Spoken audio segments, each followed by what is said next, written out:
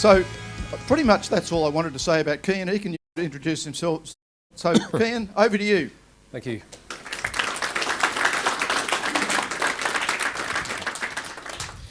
Good morning, everyone. Couple of quick things. I think my Irish accent after 20 years is sort of diminishing. So Owen, I see, has got a more recent arrival in the country, so he's probably got a better Irish accent for you.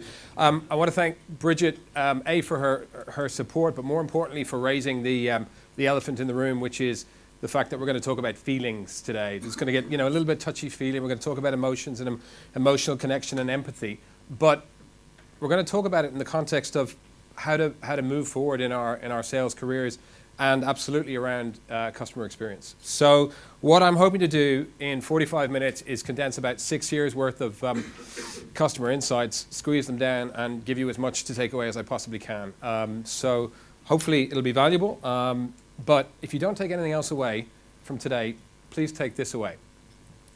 People aren't actually buying not just what you're selling, but they're actually buying you and your story, certainly in the B2B world. I personally think that the concept of B2B is a fallacy because businesses don't buy from businesses, people buy from people, or humans buy from humans. And the human component is interesting and becoming, in many respects, more important, as distinct from less important, as we become more technically advanced. So the artificial intelligence that Bridget referred to, that we've all seen all these reports that by 2020 we're all going to be out of work. As Bridget alluded to, if we continue to do very basic things, then yes, absolutely, we can be made redundant and replaced. But if we're continuing to do things which are relevant, which are value-adding, which are deeply connected to the value that we're trying to contribute to our customers, then I personally think we're in pretty good shape. And a lot of the feedback we've had from customers over the last 6 years substantiates that. So we're going to dive into that. But before I begin, what I wanted to do was I wanted to share just a very little bit of my own personal story, because I think A, it will give some context to what I'm going to talk about, and B, it may just resonate with some of you in the room. So this was basically how I pictured my career in sales. Now, to be fair, that's a probably slightly beardier and better looking version of me, but like many people, I hadn't in junior school put my hand up when asked in class what I wanted to be and said I definitely want to be in technology sales. And yet, like so many people, I probably fell into that career path. And it wasn't a bad place to be in the late 90s in a small tech startup that was kicking some goals. I started off in an inside sales role and actually enjoyed it because people had desk telephones to pick up when I called them. So we had some good conversations. That was quite nice. But over time, as I moved into larger organizations, the reality of enterprise sales started to hit home. And this is kind of where I started to feel. And look, that might look like a funny image, and it is, but there's a serious point to it. From a personal perspective, I really started to suffer with the stress. Every week's a month, every month's a quarter, every quarter is the most important quarter that there's ever been. And it does start to take its toll. And for me, how it manifested itself was I kept having heart issues and kept ending up in hospital in my early to mid 30s. And it was really becoming an issue for me. And eventually I had a bit of an epiphany or a bit of a breakthrough, which led to me setting up the business that I now run. And it was basically this. There's a great book by, and again, not me, but a slightly better looking bearded double.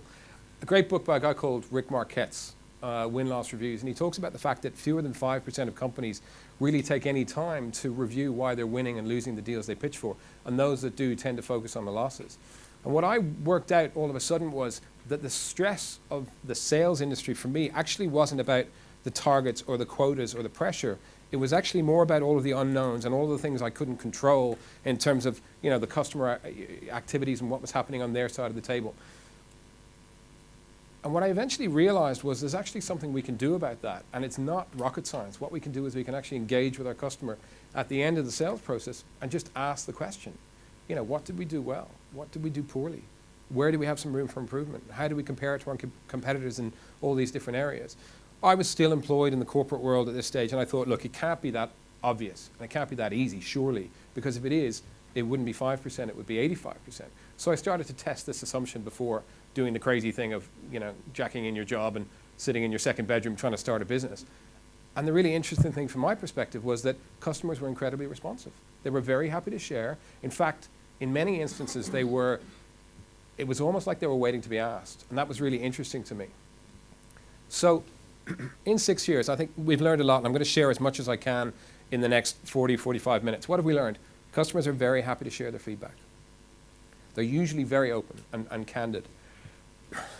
You will get positive feedback, you'll also get negative feedback, but invariably it's constructive. It's very, very rare that you get to the end of a sales cycle and a customer is prepared to take the time to have that conversation, and then it's just about throwing someone under the bus. It's very much about giving constructive feedback. Interestingly, and I interviewed some customers for the book, and I asked the question, the obvious question, why would you bother? Why would you bother taking the time to share these sort of insights, particularly with a losing vendor? And it was fascinating to hear their responses. They said, well, look, firstly, if they've done a good job, they've earned the right to it. They've earned the right to this feedback. Fair enough. But also, if they're the sort of organization that's prepared to listen to and then take action off the back of our feedback, it's in our best interest, because we don't want to have a monopoly or an oligopoly for the products or services that we need. We want competition in the market. So it's in our best interest to help them improve and get better. And on and on and on. So it was fascinating to hear how prepared they are to share and how infrequently they get asked the question.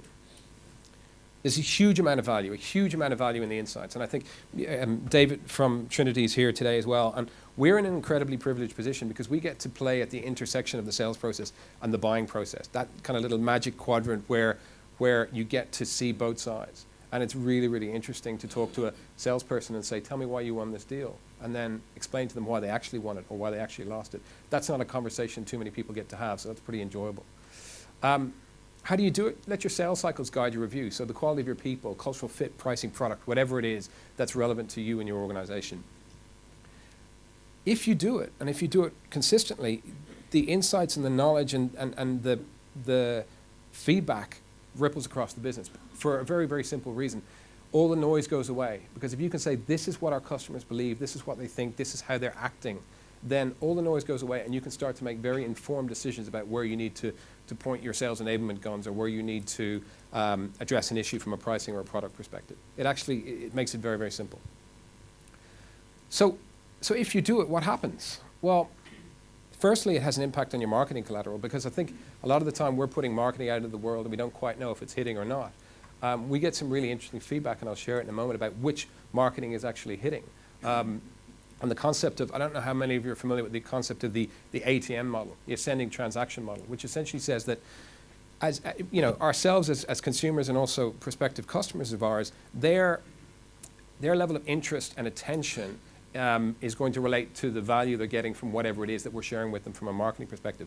And as they get more engaged with our content, as they get further into their sales cycle, they're more prepared to share their time, their contact details, and a whole lot of other things. So we need to be structuring our marketing content in that way, creating lots and lots of content at the top end of the funnel that people can consume without having to jump through too many hoops, and then over time creating even more content that really engages them to the point that when they eventually do pick up the phone and call you, they're having a very different conversation with you. And I think many companies are still missing the mark on that point. Gives us great competitive differentiation and great insights into why we're winning and why we're losing. More leads, more inbound leads, much more referrals as well, which is great. Win-loss benchmarks is very important. Should we bid or should we not bid? And it actually does something else as well. It creates a culture of continuous improvement, because it says, look, win, lose, or draw, we're committed to improving as a business, and we're committed to extracting some value. One of the things which I find extraordinary, and if I look overseas as well as here in Australia, is the amount of money we're spending on bids, on tenders, on pursuits, hundreds of millions of dollars on those activities, and we're getting very, very little reward. If you win the business, then okay, you get something in return. But if you don't know why you won the business and you can't make that repeatable, then you're not actually getting a huge amount in return. If you lose the business, effectively you're getting nothing. And that's crazy, and that's a huge amount of wastage that's going on in the tech industry, in the telco industry, in the manufacturing industry, and healthcare, and all of these other sectors where we're all bidding, but we're not really getting anything back. And in our small way, Trinity's really setting out to try and help improve that. Definitely more focused on your enablement, and definitely more focused on how to innovate within the business. And absolutely a better defined bid, no bid process, where you can say to someone, look, this doesn't fit the criteria that we think we're in a position to bid for all of these reasons. As distinct from, we just go after everything, we throw as much mud against the wall and we hope some of it sticks, which is a huge waste of our resources, and also means when we do find the right bid to go after, quite often we're resource constrained. So, it actually gives us so many different things that we can do. Okay. So what I want to do is I want to share Just some really, really quick feedback. And what I've tried to do is take, as I say, 6 years of customer feedback and condense it down. And I just want to help you understand why you're winning and losing in the eyes of your customer. Because we can all have our own perspectives on it, but let's just listen to some other B2B customers. Now, these are all pretty much tech, telco, with a couple of exceptions. So I might do this as a little bit of a kind of a pub quiz style, you know. Any thoughts on the why you win column? This is just from the perspective of the customer, not from your own perspective. Why do you think you win? What are we hearing from people? Say again? Relevant value. Yep, absolutely. Thank you, Peter. Anyone else? Nice, I like it. Trust and market. Trust. Yep. First to market. First to market. Availability and service. Availability. Just expand on that. Availability in terms of Someone wants to reach out to you if you're returning phone. you're responsive. Yep, very good. So I think all of those are absolutely apt. What we're hearing a lot of is, first and foremost, this one with a bullet, the quality of your people. In the world that we're in B2B, if it's very transactional, that's not going to be a highly relevant factor. But if it's, you know, a length of sales cycle, if, you know, a higher cost of sale, more effort, more interactions, and the quality of our people comes through all the time. And it goes back to what I said at the start. Actually, in many respects, customers are buying our people as much, if not more, than the products and services that we're selling. Strength of cultural fit is a massive one. Do not underestimate the importance of cultural fit. Cultural fit's really interesting because it's kind of hard to understand and kind of hard to nail down, and yet so many decisions are made off the back of it. Prospective customers are judging you based on how you interact with them, how you interact with your colleagues in the room, you know, to the earlier point, your responsiveness, a whole lot of other things, because they're thinking before they ever become a customer, what are you going to be like to work with? And actually what we need to do is change our mindset and start treating customers like customers before they ever become customers. You know, go in with the heart of a teacher as distinct from with the heart of a salesperson, if that's an appropriate analogy, which it probably isn't. And the third one, your ability to educate them, to manage and mitigate their risks is really, really important. And to partner with them. And I know that's a cliche in our industry. We want you to be a partner and a trusted advisor. But it's a cliche for a reason, because people actually want that.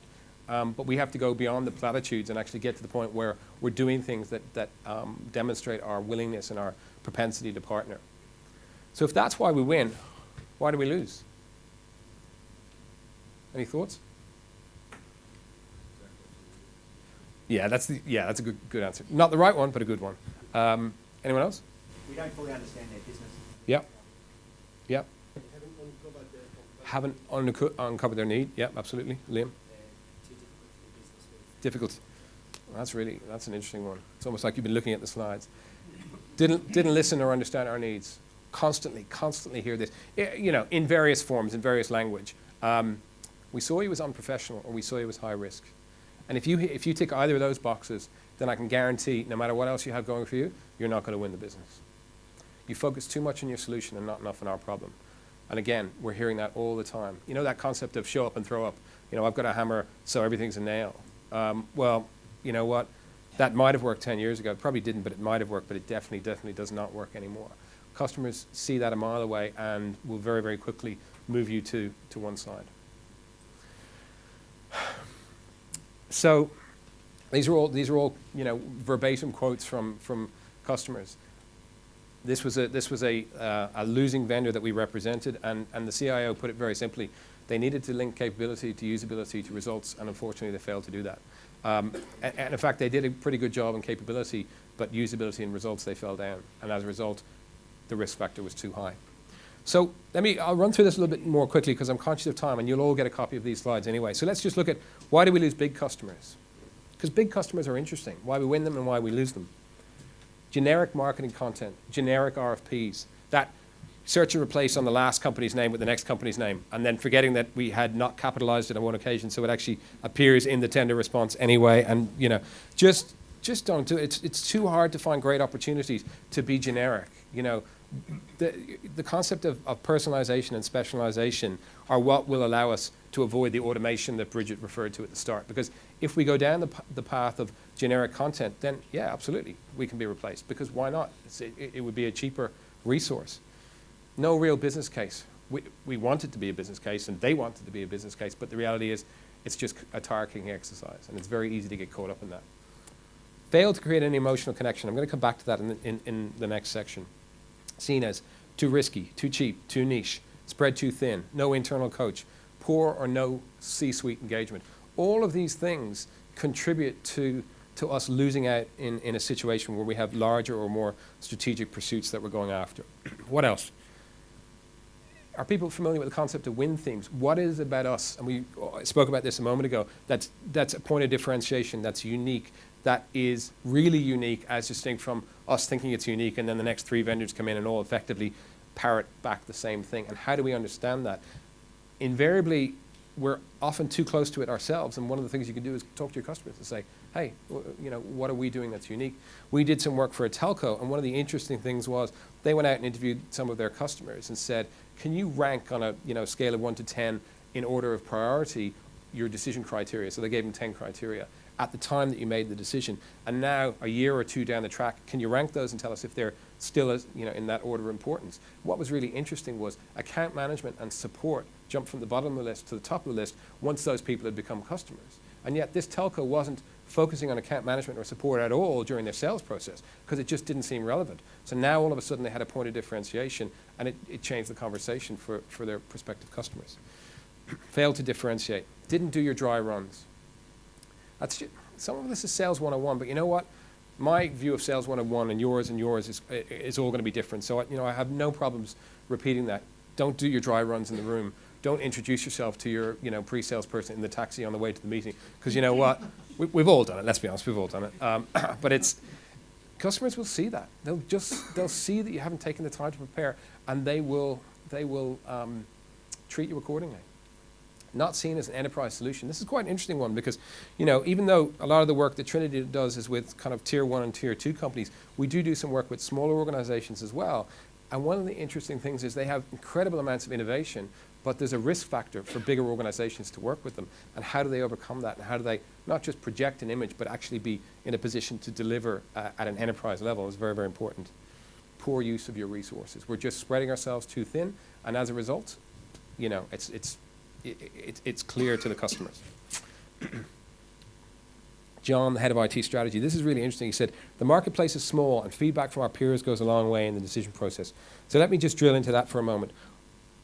We can all get good references, right? That's not the hardest thing to get. And most prospective customers now dismiss those. They'll check them, but they'll dismiss them because it's so easy to peer review people, companies, et cetera, and that's what they're doing. So a word of caution, be super careful if you're putting up your corporate logo slide, here's all our customers. Because what happened in this particular instance was John saw a couple of logos he recognized, and he reached out to some people he knew and said, hey, what do you think of these guys? And I understand you're a customer. And a couple of those organizations said, I don't really know who they are. Maybe we use them in some area of our business, but they're definitely not strategic for us. That was one of 2 or 3 death knell kind of nails in the coffin for this particular vendor. So be super careful. I'm going to talk about how you can avoid that in a couple of moments' time. And last but not least, why do we win big customers? You go beyond marketing to genuine thought leadership. Genuine thought leadership is usually the bit where you feel a little bit uncomfortable, a little bit scared by what you're putting out there, either because it's a divisive view or because you're giving away some of your IP for free. That's when you know it's thought leadership as distinct from just effectively generic marketing content. You constantly validate your assumptions throughout the entire sales cycle rather than making an assumption at the start and then holding on to that assumption for the duration. You manage risk, very important. And risk falls into 2 categories, the organizational risk for the business and the personal risk for the individuals that you're working with within the business. Very, very important, the distinction between the 2. Cultural fit, huge. Find ways to add value. And this, again, will sound trite or cliched, but adding value at each step. Because adding value at each step, whether it's big or small value, does a couple of things. One, it creates reciprocity. So they're more inclined to want to return some sort of value to you because you've been the first one to give the value. The second thing it does is it gives them a sense of what you'd be like to engage with once they become a customer of yours. And it's a point of differentiation. And it's just a good way to do business. Focus on your customer's customer. A lot of the time we make the mistake of focusing on the person directly on the other side of the table, but actually they want our product or service or solution to either deliver something internally to stakeholders in the business or to deliver a better outcome to their customers. Once you understand that, you're in a very different position because either, theoretically or in actuality, you're on their side of the table solving their problem with them as distinct from just trying to sell them something. It's a subtle distinction, but it's really, really important. Strong peer feedback versus references. Don't just rely on your references, because people will, they'll peer review you. And if you don't stand up to the peer review, it's game over. Dry runs well in advance. Answer the so what question. I'm going to come back to that in a moment. Create, Bridget spoke about it, the emotional connection. It might sound wishy-washy or weird or unusual, but the reality is that people make buying decisions, you know, and we can't forget that. Someone said, I think Liam, did you say that earlier on? Being seen as being easy to do business with. I was, and I won't name the organization, but I was in Europe recently, and I was working with a tech company and probably 30 partners from that tech company. And I asked for a show of hands, how many of you think your business is easy to do business with? Not a single hand in the room went up. Not one single hand in the room went up. And that's interesting, to say the least, if not an indictment. Okay. What I want to do is I want us to have a quick pause now, and if you can all just grab your notebooks, your handouts there in front of you, you'll see this document here, a one-pager, table discussion. I'll just walk through it quickly. I'm going to give you a couple of minutes to work on this together. So, EQ in sales. What I'd like you to do, just conversationally on the table, is answer these three questions. Pick one emotion, just one, that a prospective customer might experience on their buying journey. Then, tell me what stage of the buying cycle they might experience this emotion. And then the last question, what's one thing you could do to positively influence their emotion?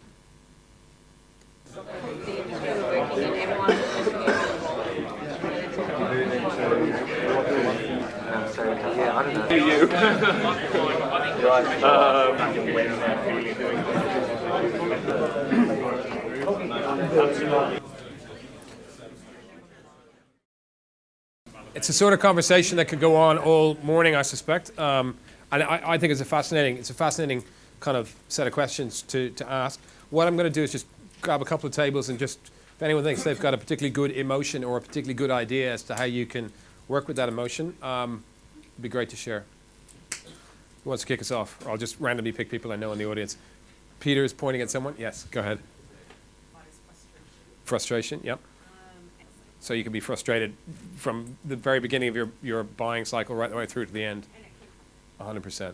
And I think, the one thing I'd say in addition to understanding it and finding a way to overcome it is then spreading that learning through the business so that the next customer doesn't feel the same frustration. Maybe they feel frustrated about something else, that's okay, because if we can actually have that, constant improvement, back to the customer experience concept, because we're not winning and losing by 50%. Usually it's 2% here and 3% there, and so little things we can do to make improvements, even small improvements, can make a huge difference over the buying cycle. Thank you very much for that, and thank you, Peter, for nominating someone else in your table. Who else? Yes? Yeah, we talked about being overwhelmed or under pressure.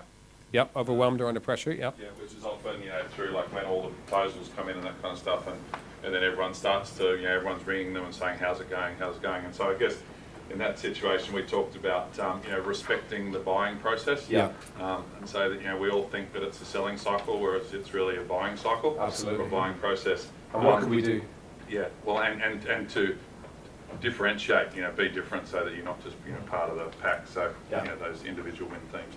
That's awesome, and actually that perfectly aligns with one of the things in the last section I'm going to talk about in terms of aligning the buying cycle and sales cycle. That's great. We'll do one more, thank you. We'll do one more. Yep, just here.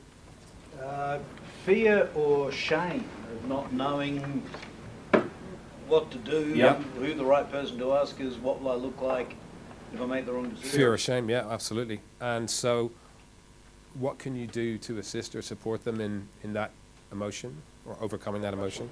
What a couple of people on the table pointed out was that a customer has to trust you to share those negative feelings and feel safe that you can guide them on them.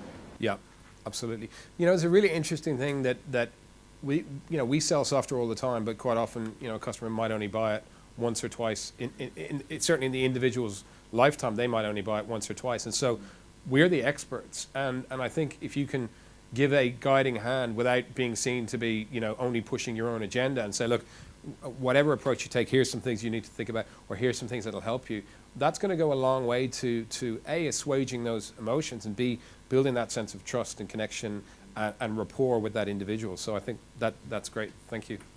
All right. So one of the things I've become incredibly passionate about, almost by accident, is the area of emotional intelligence, because so much of what David and myself and the rest of the team have seen over the last few years related to people as distinct from to product and price, which was really surprising to me, I must admit. And so I started to explore that more and more, and I want to spend a few minutes talking about that today. So emotional intelligence or emotional quotient, you can use those two terms interchangeably. It's not just a sales skill or a business skill, it's a life skill. It's about how we interact and engage with other people, because we're all social creatures. This guy, if you haven't come across him before, a guy called Dr. Travis Bradbury, take a note of his name. He writes some incredible content on LinkedIn and elsewhere. Wrote a really, really good book called Emotional Intelligence 2.0. And he explains it this way: emotional intelligence is your ability to recognize and understand emotions in yourself, first of all, and others, and then use this awareness to manage your behavior and relationships. So it sort of breaks down into, and we'll look at it in a moment, into sort of 4 broad areas. But the first question is, why should I care? Why are we talking about emotional intelligence? Why is it so important? Well, statistically, 90% of top performers across all businesses are high in EQ, which I found fascinating. The strongest predictor of success and performance across a vast majority of roles. Strongest driver of leadership and personal excellence.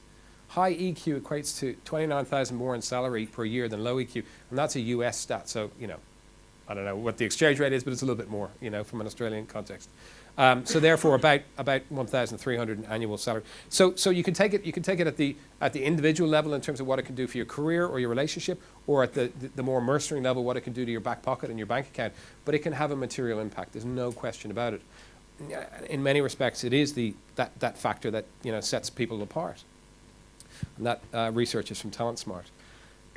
So I alluded to this. So 4 core skills. Self-awareness, and self-awareness is the kind of the gateway to the other skills in relation to emotional intelligence. That's that concept of that self-awareness where you can recognize your own emotions, recognize the things that trigger those emotions, and almost step back from it and be able to observe it rather than having to just act on the emotions that are coursing through us at all times. And I think that's particularly important for all of us as sales professionals, because it's very hard not to take things personally. If someone doesn't return your phone call, if you've been, you felt you've built a strong relationship with someone and all of a sudden they don't engage with you for a period of time, that can be very hard to accept and very hard not to take personally. And yet it's critical that you don't, because there's a whole lot of other factors at play there as well. Once you get comfortable on the self-awareness side, it then becomes about self-management and how you actually manage your interactions with other people based on that knowledge you've acquired. Once you're there, then it's about social awareness, engaging with other people, and then relationship management, and understanding where other people are in their lives and their journeys, being able to empathize, being able to find ways to connect. Now, there's a caveat to that, which is you need to do it authentically. Because, I think we talk about humans having a sixth sense, and for me that sixth sense is we can detect bullshit at 1,000 paces, and as a result, we'll just kind of very slowly but gently, remove ourselves from the situation. If you don't do this stuff authentically, don't do it at all. If it doesn't come naturally, you can work at it. That's the great thing about emotional intelligence, or EQ. It's different to IQ. It's not fixed. IQ apparently is sort of fixed from birth. We can learn more stuff, but fundamentally our IQ remains constant. EQ is very different. You can work on that. You can improve it. You can definitely get better at it. Excuse me. So how do people make decisions? We search for connection. We search for congruency. And emotion and intuition are incredibly important to that, because let's be honest, we're humans, but we're human animals, and so much of our decision making is actually done in the sort of the limbic part of our brain with feelings and emotions, and then justified with logic. And yet, as an industry, what do? We always sell to the feature function part of the brain. And I'm not saying you should only sell to the heart or the gut, but why not sell to them both? Why not have the heart and head equally represented in the way we engage with our customers rather than just one? Because the reality is gut feel, cultural fit, all of these things are very important in terms of how people make decisions. And let's be honest, we all do it ourselves all the time. If I have an issue and I need a plumber and I call a friend and they say, oh, I know someone, then I've now, the trust has been transferred, the peer trust has been transferred, and I pick up the phone and say, is there any chance you can come out? I don't do anything else.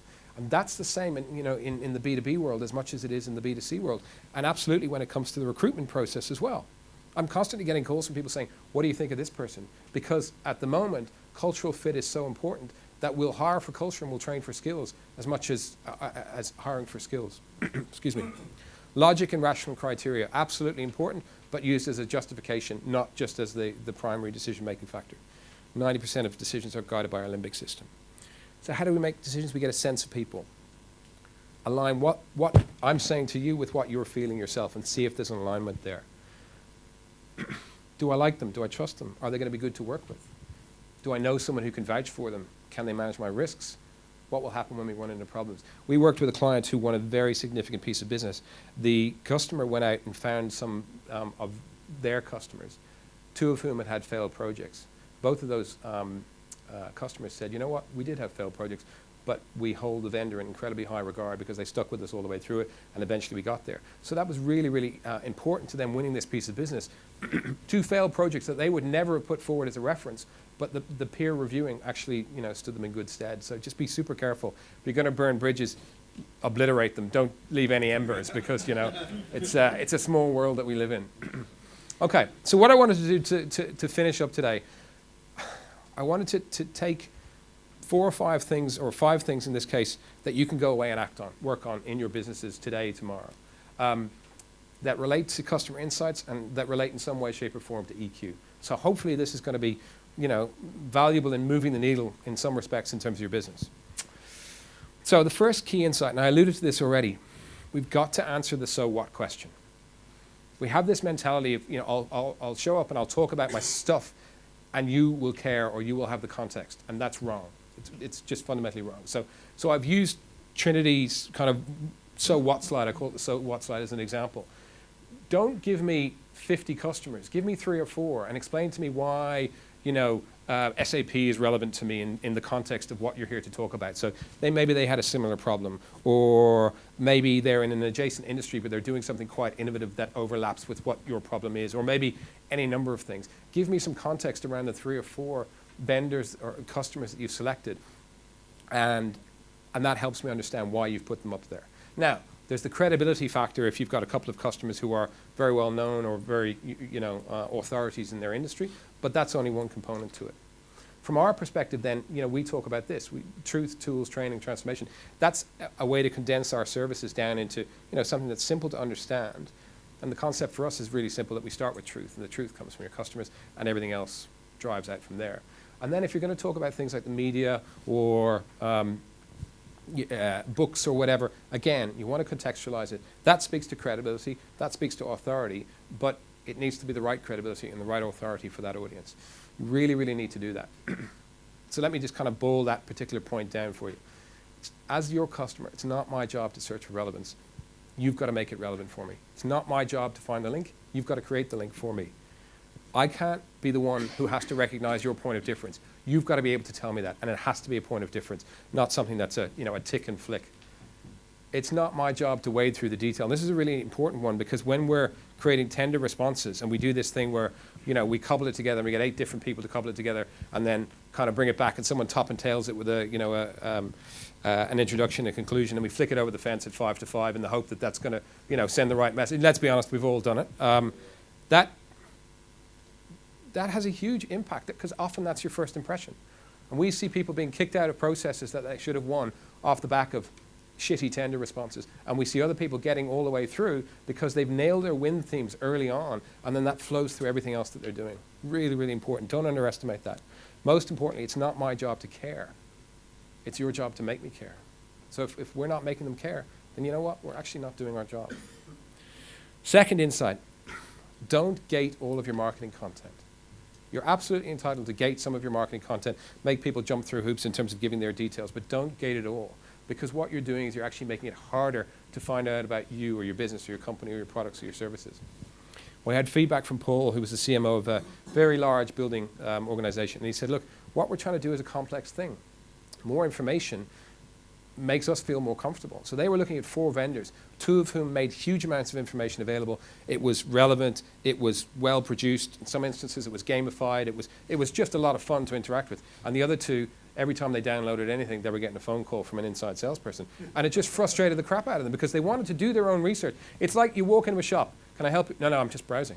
Now, at some point in the future, you will absolutely be able to just leave me alone to browse. We're not leaving our customers alone to browse. And that's frustrating them because the world we live in, where there's content abounding, we will go towards the people who give us that content and don't require too much of us in return. Does that make sense? So number 3, and this is back to what we were talking about a moment ago, the concept of aligning with your customer's buying cycle rather than just focusing on your own sales cycle. So this is just kind of an example of a buying cycle. So identify they have a need, research potential solutions, et cetera, et cetera. Now, I did a piece of work with a company not that long ago, and they had a new salesperson who'd come over from the customer side. He's like, look, I'm not really a salesperson, and I'm struggling to understand, how to do that. And what he did was brilliant. He took their sales process and a buying process not dissimilar to that, and he printed them off. And now he goes in and sits down with a customer and says, hey, look, this tends to be our kind of sales process, and we quite often see these steps as a buying process of our customers. So I just wanted to have a chat to you about that, see if that made sense, see if that... And what he's done automatically there is created a language that they're both familiar with. So all of the sort of the confusion goes away. And the thing I've noticed with this guy more than virtually anyone else is that all of his phone calls get returned from prospective customers, and his sales cycles have shortened because now they're talking a common language. Such a simple thing to do, and yet really, really powerful. So think about their buying cycle. Don't just focus internally on our sales cycle. How are we doing? Okay. This is really, really important to me, and I think we had a chat about this a little bit earlier on. We've got to start leading with our people and our purpose and not with our product and our price, even if it feels squeamish or awkward or we don't quite know what that means, because that's the bit that people connect to. That's the bit that people care about and that they can relate to. Product and price is your ticket to the dance. If you haven't got a decent product or the right price point, you're not even going to get to the start line. But once you're at the start line, the question is, what else have you got to differentiate on? And if you haven't got a strong purpose, and if you haven't got great people, you're going to struggle, particularly if any of your competitors do. And if you do have a strong purpose and you do have great people, then you need to lead with that, because that is going to be a huge point of differentiation. Does that make sense? Jill Conrath, who's a US-based author, puts it this way, and I love this quote: in a world of perceived product parity, sellers are the key differentiators. Wish I'd said that myself. That's all right.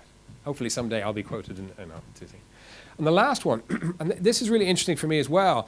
A lot of the feedback we're getting from customers is that they get really frustrated that they go through a buying cycle with a vendor, and as soon as they sign on the dotted line, the salesperson is swapped out and some individual is swapped in who they've never engaged with, they haven't built a relationship with, doesn't have an understanding of their business, maybe there isn't a very good handover. Like, that sends a really, really poor message to a customer. And yet we do it all the time as an industry. And it's a flawed model, because the reality is, in my experience, a customer is only a customer when they buy from you for the second time. The first time they buy, they're just dipping their toe in the water. They're giving you the right to earn the next piece of business or the next opportunity. And yet, so often we're in this kind of pursuit of white space, blue sky, pieces of business, rather than saying, well, how do we really extract value from the existing customers that we do have? And there's a couple of things you can do to play the long game. The first thing is, we've all heard of the land and expand strategy. Focus more on the expand. Don't just focus on the land, which is in some respects the easier thing to do. Very, very important point. If I was to ask any of you to go back into your organizations and look at all of your marketing content, how much of that is focused on net new prospects as distinct from the customer journey? What's it like to be a customer 2, 3, 4, 5 years into engagement with you? We're not creating marketing content for those people, so we're not really telling them what journey they can go on, or where they can go. And I think that's a missed opportunity, because the cost of sale is lower, the conversion rate is higher, the need to discount is lower. All of these things are so much better, and yet we're missing out on that a lot of the time. I think we do this okay as an industry, but there's room for improvement. Happy customers have something magical, because what they have is that peer influence. They have the ability to tell other people, hey, yeah, they're pretty good to work with, And because there's no vested interest in them doing that, people will believe them, and they will act on that far quicker than they'll act on any marketing, intel, or anything else of ours. Really important. Create cross-sell and upsell opportunities. I love if you look at a dentist or a mechanic that does your 12-month service on your car. You go in there to the dentist for the first time, and as you're walking out, they say, can I book you in for your 6-month check? Yeah, okay. So that's one sales cycle, and then they have this constant sort of repeat business. And again, quite often it happens with your mechanic as well. You go in for your 12-month service or whatever it is. We're missing an opportunity in our industry to create those trigger events in our in our existing customer base to not require us to go through full sales cycles time and time again. Just a small thing that we can do and start to think differently about, and all of a sudden, that 0 at the beginning of January doesn't feel quite as scary, because actually we've created a whole lot of little, trigger events in our customer base. Don't just call your customer at the end of the quarter. I mean, it's obvious, I know, but let's be honest, it happens. I've worked with organizations, and I've been a customer of organizations where, I get a call once every 3 months to tell me, they're my new account manager. Oh, great, okay, that's good. And then, and as luck would have it, we're having a bit of a special this month. And, okay, great. But I really want to get to know your business, but maybe we'll do that next, it's not a good look. So yeah, repeat revenue triggers. Okay, so let me quickly recap. We've got 2 more slides, and I'm going to pass back to John, and we'll start the panel discussion. So, customer insights. Answer the so what question. That's our job. If we're doing our job right, we've answered that. They have the context. Don't gate all of your marketing content. Absolutely gate some of it, but not all of it. Don't make customers jump through hoops just to find out about your product or your service or your people. We should be proud of that, and we should be pushing that out to the world. Align with your customer's buying cycle, not just your own sales cycle. Don't be completely internally focused. Lead with people, lead with purpose, not just product and price. Yes, product and price is important, but it's not the be-all and the end-all. And then try and learn to play the long game rather than the short game. I just want to finish off with this. In the research that I did for the book, and by the way, I'm going to share a copy of the book with everyone. I was asking this question of lots of people, of customers, of industry leaders, of other salespeople. What are the behaviors? And this is kind of what I came up with. And it was really interesting to me how much it bucks the trend of what we perceive salespeople to be, or what if you stop the man or woman in the street and ask them. They're humble. They're great listeners. They educate. They actually take the time to educate their customers. They know how to make connections. They've got a high EQ to complement a high IQ. I'm not suggesting we don't need to be smart. We absolutely do. But we also need to know how to interact with people. They understand, they manage, and they mitigate risk. That's really important. I can't stress that enough. They're actually really good storytellers. A lot of the best salespeople I've ever worked with are just great storytellers. And they seem to pull the right story at exactly the right moment to illustrate the point, recognizing that people learn much, much better through stories than through any other medium. And yet, a lot of us don't necessarily tap into that to the degree we should. Back to what Bridget said at the very start. If we're to stay relevant, if we're to stay employed, apart from anything else, and avoid being automated or outsourced, these are the things that I think are important. So that concept of survival of the fittest is probably moving to one side to be replaced with the most inquisitive and the most adaptable. Be prepared to learn, be prepared to change.